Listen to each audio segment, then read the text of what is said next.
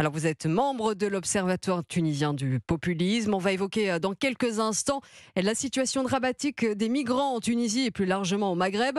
Mais avant, l'actualité a une nouvelle fois été marquée par un drame de l'immigration en mer, le naufrage d'un bateau de fortune dans la Manche. On compte au moins 6 morts, des exilés afghans tentant de gagner l'Angleterre. Votre réaction, Hatem Nafti? C'est malheureusement un drame de plus, et on continue à avoir les mêmes, disons, les mêmes conséquences pour les mêmes politiques. On pense se barricader en érigeant voilà, des forteresses, en externalisant aussi la frontière. Ce sera le parallèle qu'on pourra faire avec ce qui se passe en Tunisie, c'est-à-dire qu'en vertu des accords du Touquet, l'Angleterre ou le Royaume-Uni demandent à la France de garder sa frontière. C'est exactement ce que fait l'Union européenne avec les pays du sud de la Méditerranée.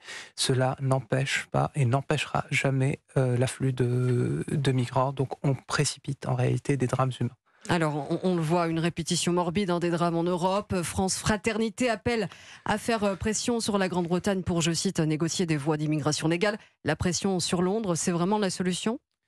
Oui, il faut de toutes les façons, encore une fois, tant qu'on empêchera la circulation, qui aura un tel différentiel entre les pays du Nord et du Sud, les gens prendront toujours le risque de prendre la mer, quitte à mourir, que de rester dans leur pays. Là, en l'occurrence, ils viennent d'Afghanistan, mais ça vaut pour les personnes qui fuient la guerre, qui fuient la misère.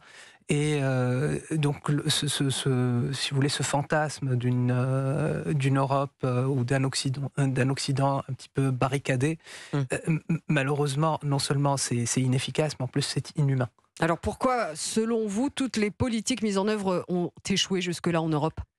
Parce que précisément, il y a un gros différentiel de développement entre pays du Nord et du Sud. Les gens ne viennent pas juste pour le plaisir, ne traversent pas plusieurs pays au péril de leur vie, juste pour le plaisir.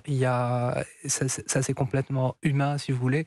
Il y a une liberté de circulation qui est à géométrie variable, c'est-à-dire qu'un citoyen européen ou occidental peut se déplacer un petit peu partout dans le monde sans être embêté.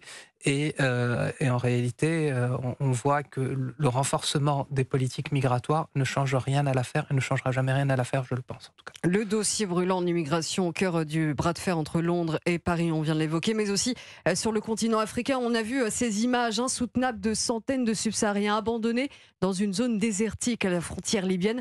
Comment en est-on arrivé là ?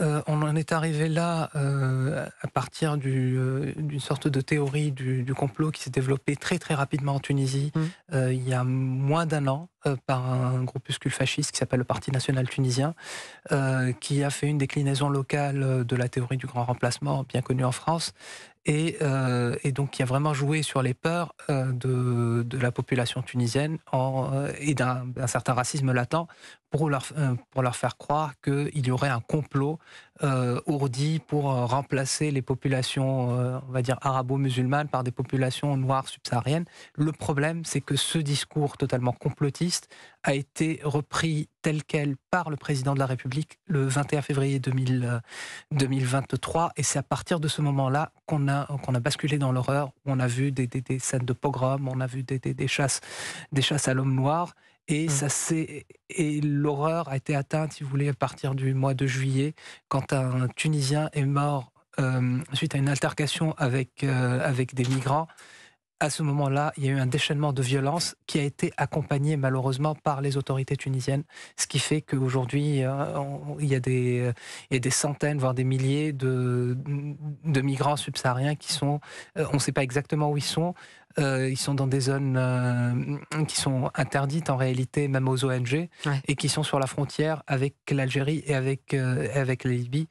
Et les ONG en peine à savoir ce qui leur arrive au juste. Et donc on est vraiment dans l'horreur depuis quelques mois. Alors, vous veniez un petit peu de l'évoquer.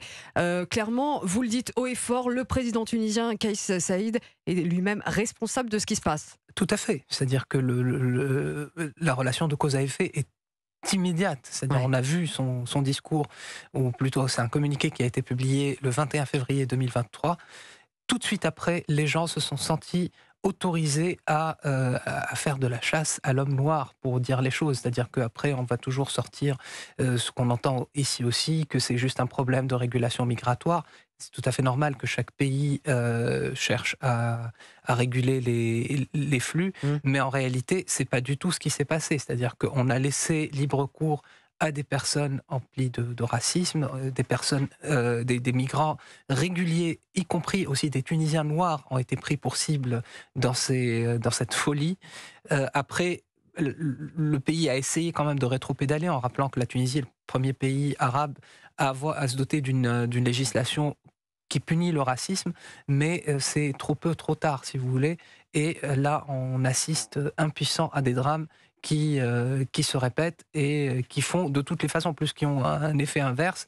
C'est-à-dire, si l'idée c'était d'empêcher les départs, là au contraire, on a eu plein de témoignages de migrants qui expliquent qu'ils sont prêts à tout pour Mmh. quitter le territoire tunisien et donc à augmenter le risque de mourir en mer, c'est-à-dire qu'ils sont prêts à prendre Ce risque-là, ouais. des embarcations Mmh. de fortune pour quitter, entre guillemets, «l'enfer tunisien». Comment se traduit cet enfer en Tunisie pour ces subsahariens Bah, il y a un racisme, au quotidien? il y a un racisme latent, il y a aussi, véritablement, c'est-à-dire une théorie du complot qui a infusé. C'est-à-dire que, beaucoup de Tunisiens pensent réellement qu'il y a, voilà, qu'on essaye de les, entre guillemets, «grands remplacer» et qu'il y a tout un plan pour installer des populations entières, subsahariennes, en Tunisie et donc c'est-à-dire on ferme les yeux sur ce qui se passe.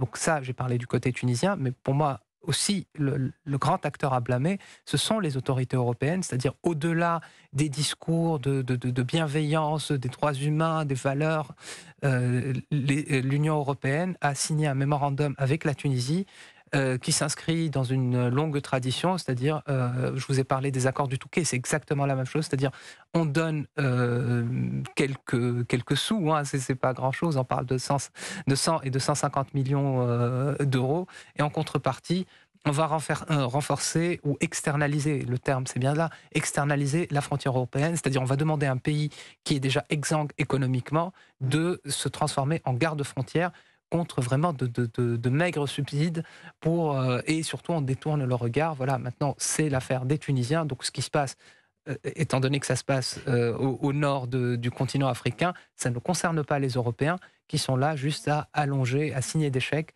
ce qui est quand même gravissime quand on parle encore et encore des valeurs européennes. Oui, oui, oui, mais là, Hatem Nafti, on ne peut pas faire porter à la France le discours du président tunisien. Absolument pas. Mais il n'y a pas eu de condamnation non plus. Ouais, ouais. Alors Vous qu'on demandez est à sortir du silence. non, non, il sort pas du silence. Emmanuel Macron a maintes reprises soutenu ce qui se passe en Tunisie. Il a dit, notamment en marge du sommet de la francophonie, il soutient la dérive autoritaire qui existe en Tunisie depuis le 21. Parce qu'il faut aussi dire les choses, c'est-à-dire on parle de démocratie, de droits humains. Il y a eu un coup d'État il y a 2 ans. Le président s'est retourné contre un gouvernement et un parlement démocratiquement élu. Il s'est arrogé les pleins pouvoirs. Et à partir du moment où il fait le job en matière migratoire, notamment la Tunisie est, en matière de réadmission est beaucoup plus active que ses voisins algériens et libyens, notamment dans la délivrance des laissez-passer consulaires. Et donc à partir du moment où la question migratoire est gérée, on détourne le regard, ce qui est quand même problématique. Je ne dis pas que la France est la seule ou l'Europe est la seule responsable, mais en tout cas, elle est certainement co-responsable de ce qui se passe. Merci Hatem Nafti. Je rappelle que vous êtes essayiste, membre de l'Observatoire tunisien du populisme et puis l'auteur du livre Tunisie vers un populisme autoritaire. Merci d'être venu. Merci beaucoup.